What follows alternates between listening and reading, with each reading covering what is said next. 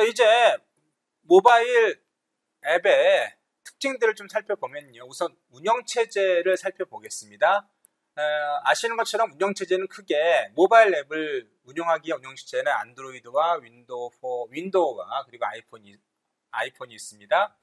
안드로이드 같은 경우에는 안드로이드 OS를 쓰겠죠. 그리고 윈도우 폰 같은 경우에는 윈도우 기반의 그러한 오퍼레이팅 시스템을 사용합니다. 그리고 아이폰 같은 경우는 iOS를 사용합니다. 이러한 오퍼레이팅 시스템은 기본적으로 애플리케이션들이 그 모바일 기기에 다양한 자원이라든가 아니면 리소스를 사용할 수 있게 하는, 운영할 수 있게 하는 그러한 API를 제공해 주고 있죠. 그래서 여러분께서 어떠한 운영체제를 대상으로 해서 애플리케이션을 만드신다고 하면 사실은 안드로이드 폰에서 만든 것을 아이폰으로 옮겨가는 것이나 아이폰에서 만든 것을 윈도우 폰으로 옮겨가는 것은 그리 쉽지가 않습니다. 물론 뒤에서 말씀드리겠지만 이런 것들을 하이브리드하게 연결하는 그러한 앱 개발 방법이 있기는 하지만 어쨌든 여러분께서 앱을 개발하실 때는 일단 여러분께 고려하셔야 되는 것이 모바일 앱을 운영하는 운영체제가 뭔가라는 것이죠. 전 세계적으로 그 아이폰 모바일 운영체제의 시장을 보면 다음과 같습니다. 여기서는 한국과 일본과 미국 정도의 예를 들었는데 한국 같은 경우에는 약 70% 이상이 스마트폰의 그 오퍼레이팅 시스템들이 안드로이드고요. 그리고 일본이나 미국 같은 경우에는 iOS입니다. 어떤 차이가 있을까요? 한국 같은 경우에는 삼성이나 LG가 워낙 이 모바일 디바이스의 비즈니스를 잘한다고 생각할 수 있겠죠. 또한 사람들이 이미 안드로이드에 많이 적응되어 있고 또 노인분들까지 쉽게 사용할 수 있도록 아주 잘 만들어져 있습니다. 사실 일본이나 미국 같은 경우에는 iOS가 대부분을 차지하는데 일본 같은 경우에는 일단 사실은 그 오퍼레이팅 스마트폰을 제조하는 회사가 그렇게 많지가 않습니다. 그리고 일본은 어떠한 그 아이폰을 중심으로, 미국 같은 경우에는 아이폰을 중심으로 해서 예를 들면 스마트워치, 그리고 여러분의 랩탑, 그리고 PC까지 하나의 생태계를 만들어 놓았기 때문에 미국 사람들 같은 경우에는 실제로 아침에 일어날 때 스마트폰, 그러니까 아이폰을 보고요. 또 스마트워치를 차고 회사에 나가고요. 또 회사나 집에서는 맥북을 쓰고 있고요. 맥이나 맥을 쓰고 있고요. 그리고 회의 참석할 때는 아이패드와 같은 걸 사용합니다.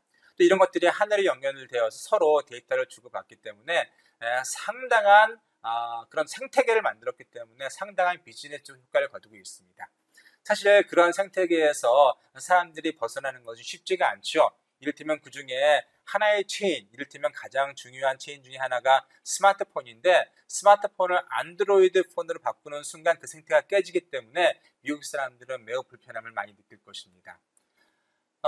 따라서 여러분께서 이렇게 스마트폰 애플리케이션을 개발하실 때는 여러분의 애플리케이션이 어느 나라에서 비즈니스가 되는 것이 더 좋을 것인지에 따라서 나는 안드로이드를 써야겠다, 나는 iOS, 그건 애플을 대상으로 써야겠다 라고 결정하시면 좋을 것 같습니다.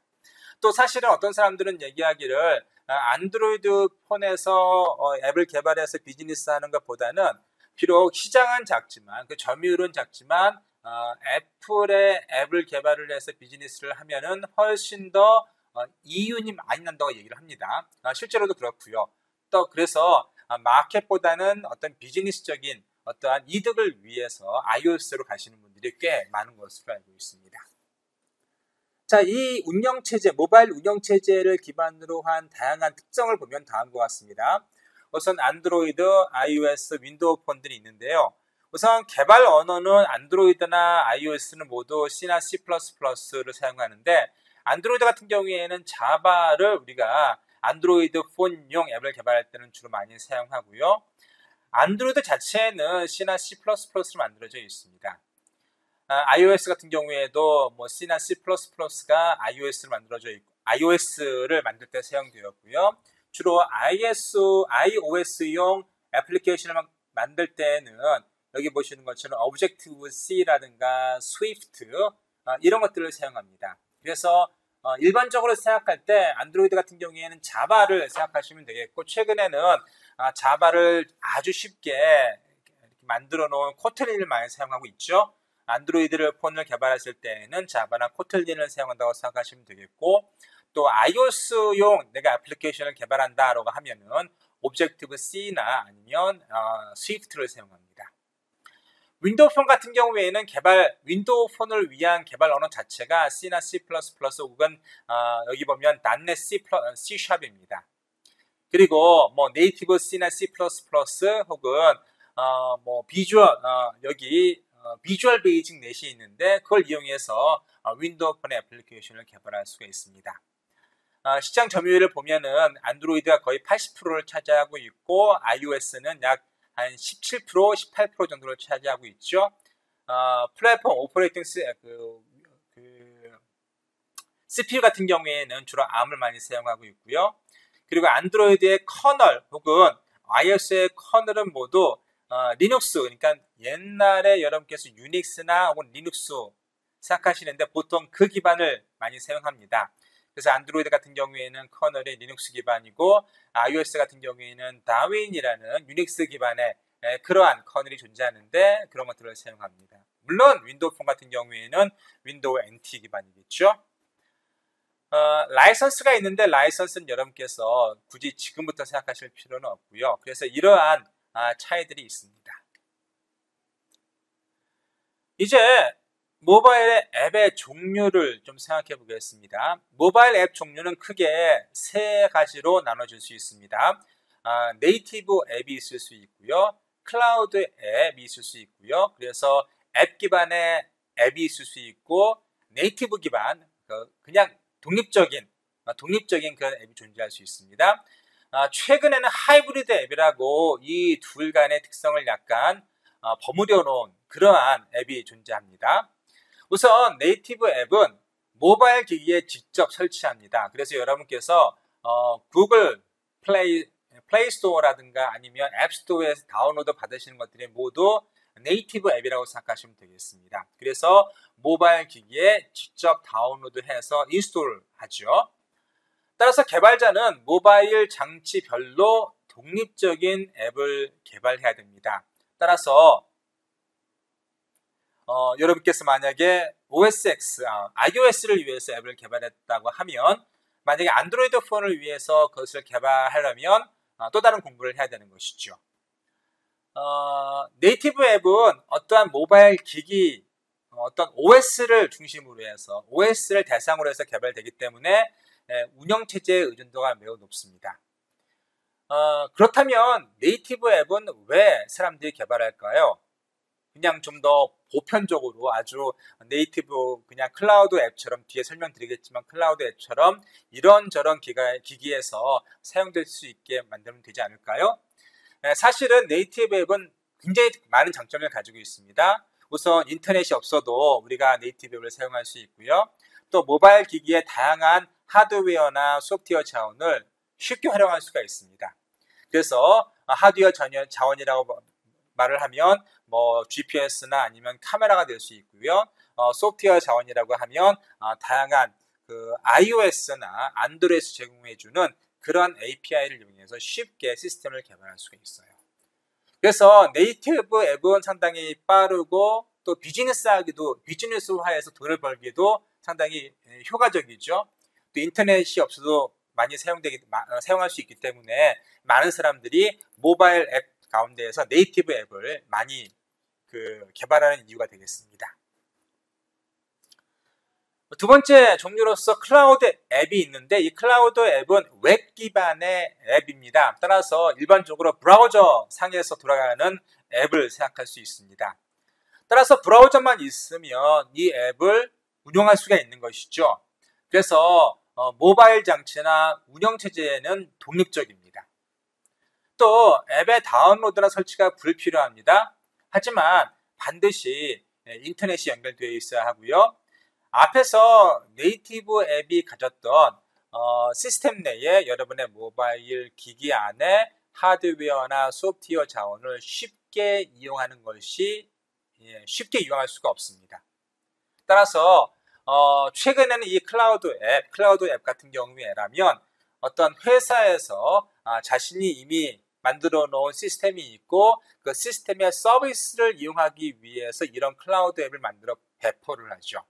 이를테면 여러분 정부에서 만들어 놓은 그런 앱이라든가 아니면 회사에서 만들어 놓은 앱 같은 경우에는 이미 그쪽 사이드에서 애플리케이션이 다 개발되어 있고 단지 우리가 하는 일은 로그인을 하거나 아니면 접속을 해서 데이터를 불러 올리거나 아니면 어떤 데이터를 저장하는 그런 것이 됩니다.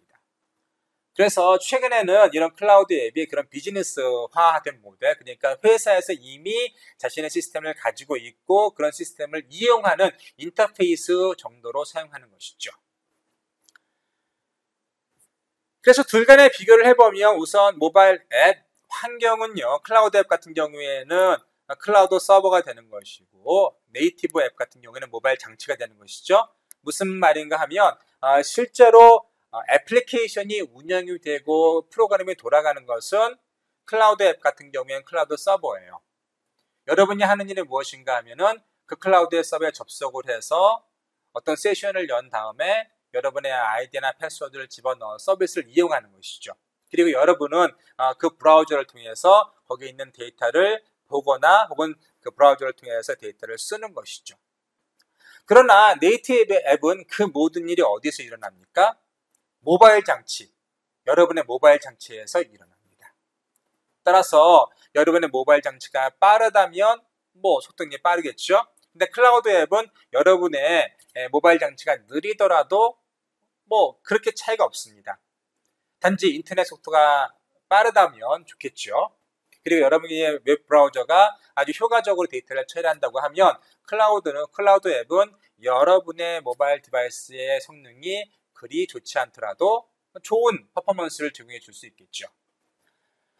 또 클라우드 앱 같은 경우에는 이렇게 룩앤필 모양과 느낌이 약간 웹에 기반한 그런 시스템입니다. 따라서 대부분의 기능들을 어떠한 웹에 있는 HTML5를 이용한 그러한 느낌을 주는 것이죠. 그러나 네이티브 앱 같은 경우에는 여러분 고유의 다양한 형태를 가질 수 있습니다. 클라우드 앱 같은 경우에는 모바일 브라우저가 빠르면 빠를 것이고 또 저쪽 서버 시스템이 빠르면 빠를 것이지만 네이티브 앱 같은 경우에는 인터넷과 혹은 저쪽 클라우드 서버나 그런 것과는 관련이 없이 여러분의 장치만 빠르다면 일반적으로 빠르게 서비스를 제공해 줍니다.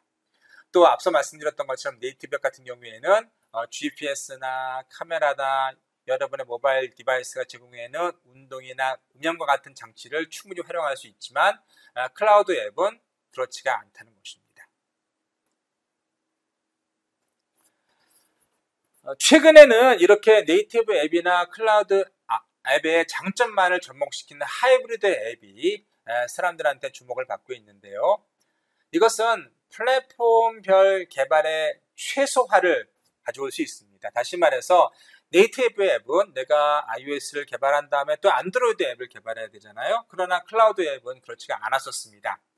하지만 클라우드 앱은 나름대로 디바이스, 그러니까 모바일 디바이스의 다양한 리소스를 이용할 수 없었고요. 인터넷이 있어야만 됐었죠.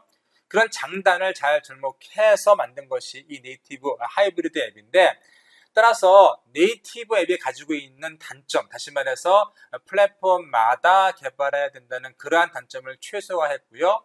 그리고 클라우드 앱이 하지 못하던 기기 내에 있는 어떤 하드웨어나 소프트웨어 자원을 사용할 수 없는 그런 클라우드 앱의 단점을 보완하는 것이 하이브리드 앱이라고 생각하시면 되겠습니다. 따라서 웹 개발자의 진입 장벽이 낮고요. 여기 웹이 아니라 앱입니다. 앱 개발자의 진입 장벽이 비교적 낮고요. 배포가 용이합니다. 물론 웹에 여러분이 사용하는 웹 UI의 사용물의 속도가 느려질 수는 있지만 일반적으로 네이티브 웹과 그리고 클라우드 앱의 장점들을 종합한 것이기 때문에 상당히 많은 사람들한테 주목을 받고 있습니다.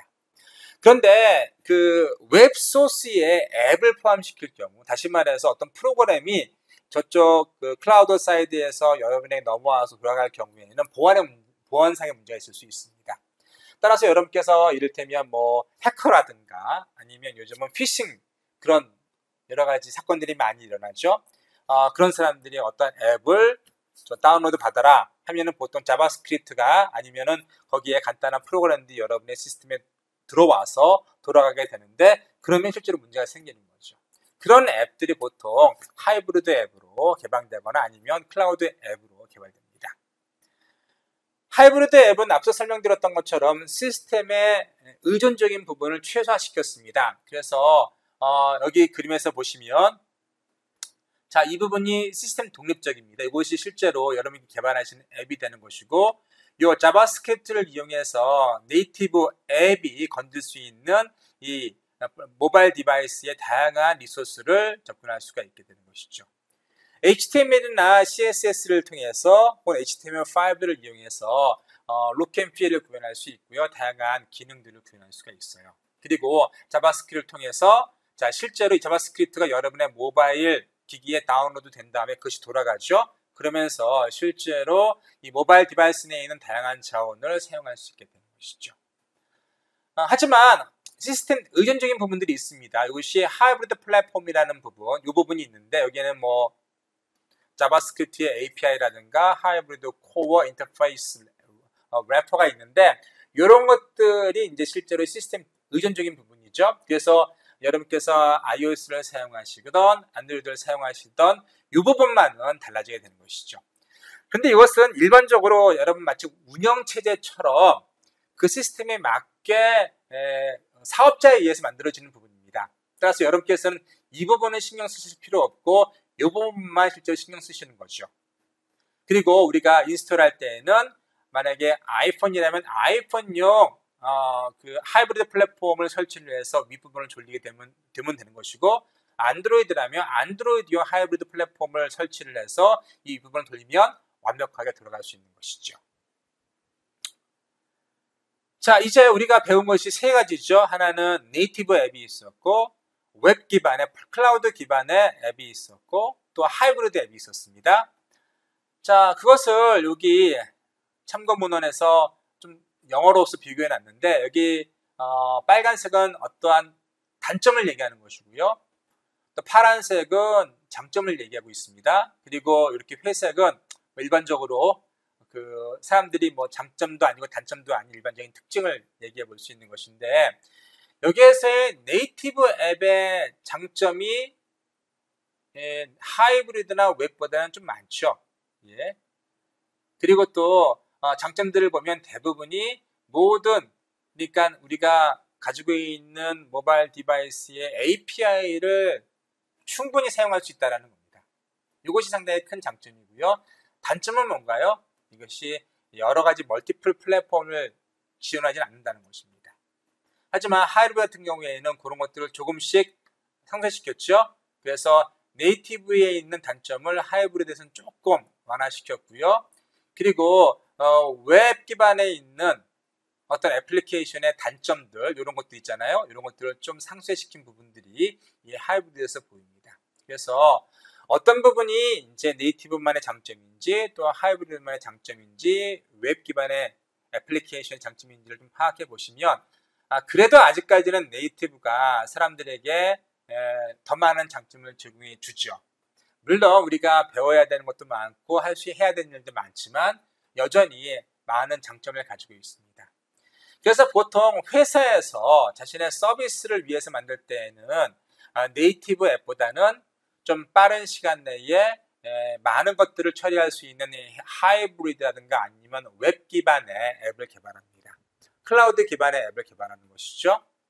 그리고 만약에 조그만 회사 비즈니스라든가 뭐 또 게임 회사라든가 아니면 정말 고급진 괜찮은 애플리케이션 서비스를 제공하고 싶어하는 회사에서는 네이티브 앱을 개발하겠죠.